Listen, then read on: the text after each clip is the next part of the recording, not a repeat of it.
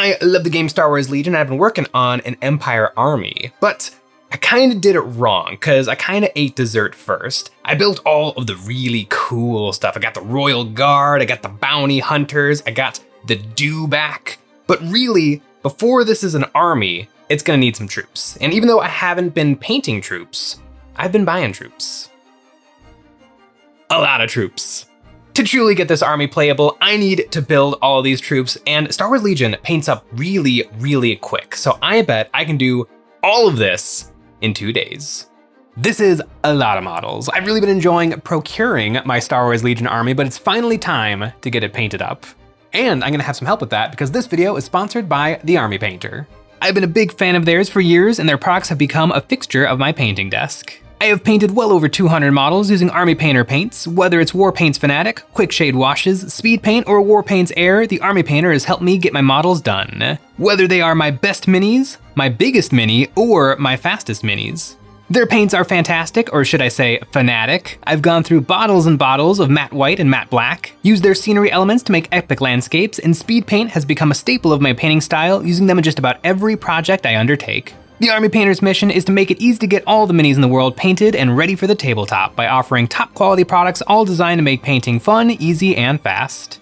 If you want to give Army Painter products a try for yourself, from now until June 8th, they are offering free shipping on their website. And they can also be found wherever hobby products are sold, like Amazon and most hobby shops. A big thanks to the Army Painter for sponsoring this video and helping me get out from under my pile of Star Wars shame. A fair few of these models I have painted before, but I didn't have a basing scheme in mind, so they never got properly finished. It's time to change that. I mixed some oak brown with a brush-on primer, which gave me a very desaturated brown color, and I pumped it back up with a little topaz skin and desert yellow to bring back the vibrancy. I put this over the bases of all the finished and nearly finished models, and then once it was dry, I put some Army Painter soft tone wash over the brown to bring out the details in the sand, and then it was time for some dry brushing. I often have a bad habit of going too bright on my bases with the dry brushing step. I used Ancient Stone mixed 50-50 with Desert Yellow so that it was just light enough to bring out the sand grains without making the bases too bright. Once that was all dry, I picked out all the rocks with deep gray, followed up with the dry brushing of ash gray, and then finishing it off with a slight dusting of matte white. I find working in 3 layers makes for the most natural looking rocks. Now that I have the bases all done, I spent some more time finishing up the scouts that have sat 50% painted in a drawer for over a year. I put Grim Black speed paint over their clothing and a cultist cloak over their explosives. I put more Grim Black into the mouths of the Scout Troopers' helmets, and then the hardest part was painting their eye lenses, which are recessed into the helmet. I made a lot of mistakes that I had to correct with matte white, but eventually I got it. My original vision for my Imperial army was to keep the base rims the original gray plastic color, using masking fluid to protect it. This was a big waste of time. I can paint the rims gray. Now that these models are done, it's time for the finishing touches, grass tufts. I have mountain tufts and wasteland tufts, and I put these on wherever I could find room, and they add a lot. On the larger size bases, the model's facing matters, and I like to leave the angles really obvious, so I put dark tone wash into the crevices and then finished applying tufts to the rest of these models. The Star Wars location that I have my Empire set in is Kessel, a brown planet known for its spice mines. 32 miniatures that were not done this morning are now done! Oh, I've had these guys for years and years, and now they're finally done. 2 squads of scouts, 1 squad of stormies, 1 squad of shore troopers, 2 bikes, a stormtrooper upgrade pack, and Director Krennic are leaving the painting table. I have an early win under my belt. It's time to move on to something new. I'm feeling like snow troopers. I have 1 squad of 7 and 2 E-Web blasters. Something I really like about Star Wars Legion is its army building system. Unlike 40k where you can change the weapons your models are holding, Star Wars Legion is different. Most squads are pretty small. These snowtroopers come in squads of 4, and you can buy additional normal guys for the squad, like 1 extra snowtrooper, or if you want to make the squad more dangerous, you can add troopers with more powerful weapons, like the Flame Trooper or the T7 Ion Trooper. To get my snowtroopers looking snowy, I primed them in black and then sprayed them with ash gray and then a zenithal of matte white from above. Then I took Speed Paint Holy White, thinned down just a little with Speed Paint Medium, and put this over their armor. This is a slightly gray paint that'll flow into the recesses and add in some subtle shadows. And speaking of those shadows, I want to make some of them more exaggerated, so I took Dark Tone and thinned this down and put it in a few key spots, like around their unibrows, his crotch armor, and the bottom half of his backpack. Now I've darkened the models quite a bit, it's time to bring them back up through dry brushing. Dry brushing is deceptively tricky. My step 1 is thoroughly saturating the bristles and then wiping off most of the water. The bristles need to have just the right amount of liquid so that they are soft and keep the paint wet. If they're too dry, the paint will dry on the bristles and fall off like dust onto the minis. Maybe dry brushing isn't even the right name for this technique. Big brushing?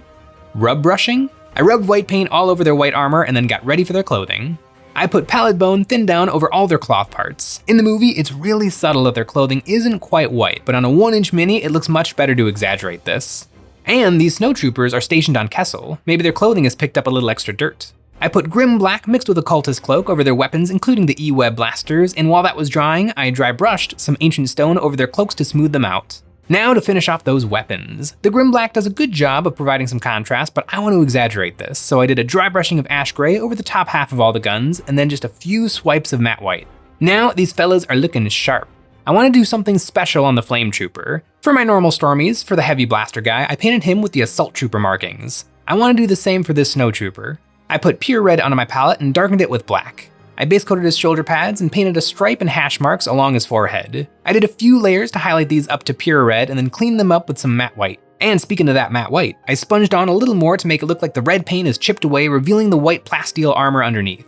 I think it's a pretty cool look and makes him feel like the special little flame trooper he is. With the snow troopers done, or to be more accurate, the cold weather assault troopers done, that's 3 more squads done and bringing me up to 41 miniatures. I was hoping to get a little bit more done today, but I think I'm in a really good spot to still finish tomorrow. All right, new day, new troopers. Yesterday I painted the Hoth troopers, so I kind of want to do the opposite and go to the shore troopers. The shore troopers have a mortar style weapon that looks suspiciously like a toaster. I primed them black and then zenithal them with ancient stone, a tan color to start the ball rolling on creating their cream colored armor. I put a thinned down pallid bone speed paint over all their armor and then hit a few spots with some strong tone brown wash to make the recesses darker. Now the armor has darkened a lot after all those steps, so I dry brushed them with the original zenithal color, ancient stone. This brightening also helps make the recesses look darker by creating a larger jump in value from darkest to brightest. Then I put oak brown over their pants and skirts and washed them with dark tone. The shore troopers have a ton of decoration to them. They wear their right bicep armor red and then have a smattering of blue on their shoulder pads and chest armor, and for that I used Hydra turquoise, darkening it with black paint to do a line along the middle. On every shore trooper, they have a white stripe with black borders running along their left shoulder pad, so I painted a black stripe and then painted a white stripe right in the middle. Then I painted their unibrows black and put a little red dot over their right eye. I did my formula of grim black plus a dry brushing of ash gray over all their weapons and in the nose of their helmet, and then the only thing left to do was paint the bases. The shore troopers, or coastal defender troopers, are specially equipped to fight in tropical environments. I don't exactly know what that means, but it does make them really cool and really hard to paint. These guys took a while, but I'm hoping the next batch moves much faster. Every new Star Wars thing invents a new stormtrooper, and Han Solo, the movie, invented the range trooper. Range troopers are a hybrid snow trooper with robo-magnetic feet so that they can stick onto metal surfaces. Stormtroopers are getting pretty darn specific, but they do look really cool. I zenithal primed my troopers, and these guys are all white, so it's gonna be about making different shades of white. I started out putting holy white over their armor and weapons, and I put ashen stone over their robo feet. Ashen stone is a slightly grayer and slightly bluer color. For their cloaks, which, by the way, only the coolest cats wear their cloaks over their armor, I mixed holy white with a tiny bit of noble skin to darken it. Then I thinned down dark tone and put this over their furry shoulders to bring out the details, and while I still had it on my brush, I splashed it on their cloaks to make them look dirty. And speaking of dirty, I took noble skin and sponged this onto the lower half of their cloaks. Now onto the armor. I sponged on white paint to make them look beat up and weathered, and then I dry brushed the models with matte white. I put grim black over the few troopers holding special weapons, and the only color on these guys is the red and blue LEDs that are on their robo boots, which alternate between mag-locked and unlocked. Boom! Range troopers are my kind of trooper, and you know why? Because I finished them in an hour and a half! I'm still doing the bases, but I am starting to feel way more confident in getting this project finished on time. It was really fun to play with just a whole bunch of different shades of white paint. But you know what else is fun to play with? That's right, our Patreon. Over there we have a brand new set of terrain every month, and this month is the Pestilent Forest, a table's worth of grotesque yet beautiful terrain pieces that'll let you fight your tabletop battles surrounded by the corrupting influence of decay. Huge eye plants, cauldrons of pestilence, rotting creep, and the Great Maw make for a very chaotic environment. Next up is the Dark Troopers, and these guys are kinda tricky. The Range Troopers are white everywhere, but white is an easy color to modify. Dark Troopers are shiny black everywhere. I mixed up mostly grim black with a little bit of Tyrian blue and then put this over all the models. I took my biggest dry brush and hit the models with ash gray to bring out the edges of their robotic features, and I did another layer of dry brushing with matte white, giving each model just a few swipes to leave this color only in the sharpest edges. I painted the eyes and buttons on their chests with pure red paint, and then I gave them all a gloss varnish to make them shiny like in the show. I mean, I guess all Stormtroopers are shiny, but Dark Troopers feel like their glossiness is an important part of their design. I painted the bases, and around where the Dark Troopers are landing, I trimmed the grass tufts like they're being burned away, and then I airbrushed white paint, letting it spill all over the bases. This is my preparation for some object source lighting. I airbrushed some Carmine Dragon speed paint over the lower half of each flame, and then maize yellow over the top half. The Dark Troopers are now done. I don't know if these are phase 1, 2, or 3, the Cyber clone version, or something unique to the Mandalorian timeline, but they are finished, and technically, it is officially Monday. However, the sun ain't shining, and that means it's still Sunday in my book. I'm gonna knock out these Stormtroopers and get this project done. Stormtroopers are one of the most recognizable things on planet Earth, and they're nice and easy to paint. I started out base coating them deep gray and then zenithaled white from above. A classic black and white zenithal would leave the shadows of the armor too dark. Then I gave each model a coat of holy white, and instead of a dry brushing of matte white, which I think would make them look more battle weathered, I airbrushed white from above so that the armor has that perfect smooth clean look. Over all their weapons and the in-between parts of their armor, I put grim black. This flowed beautifully into their eye lenses, and then I painted their unibrows black. To highlight the weapons, I dry brushed ash gray, and I hit their unibrows with this to add a little bit of edge highlighting. For the Stormtrooper captains, I gave their shoulder pads a coat of lava orange to finish them off. The Stormtroopers are done, and I am up late. And as long as I'm up late, I might as well make the cool guys look cool. I have 2 more squads of Stormtroopers, and that means 2 more heavy weapon troopers, and I want to give them the same assault trooper markings. I mixed true red with black and recreating my original color scheme, painting their boots and shoulder pads red, darkening the recesses and brightening the smooth areas until I had highlighted all the way up to pure red. They have a little stripe that goes on their bicep armor, and I painted a stripe going halfway up their helmets and 3 little hash marks on either side, and then I sponged on some white paint to make them look chipped and weathered. Then all that was left to do was finish off the bases. I made myself a little cup of this brown paint mix so that I could paint each set of bases as I finished the models, because I have learned from previous large army projects, nothing is less fun than painting 100 bases all at the same time. I did it. That is the last base on the last Imperial miniature. I have achieved my goal. Yes, it's Monday, but once again, the sun is not up, so I have achieved my goal. I'm gonna go to bed, and I'm gonna wake up tomorrow, I guess today, to a fully painted Imperial army.